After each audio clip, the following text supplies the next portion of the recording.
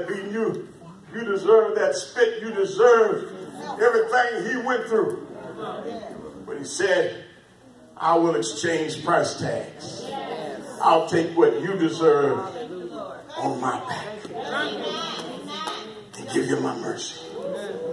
Give you my grace. Give you my peace. Give you my joy.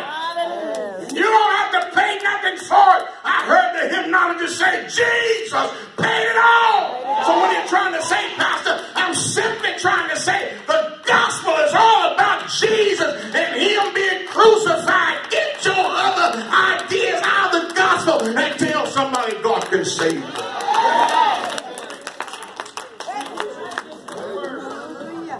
God can deliver them. Yes, sir. God can make them whole. God can make them strong. God can bring them up. God can bring them out.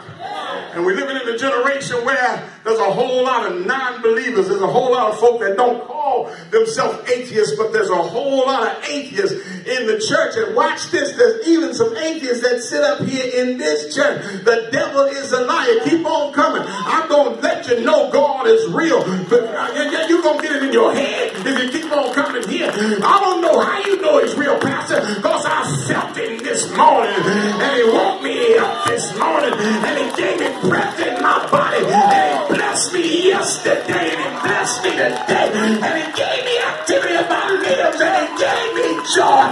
Yes, I know he's real. Somebody shout, yes, I know he's real. Real in my soul today. I feel like shouting, but the man might think I'm crazy. He's real. Somebody help me, let hell know my God is real. Say it like you mean it with conviction. My God is real.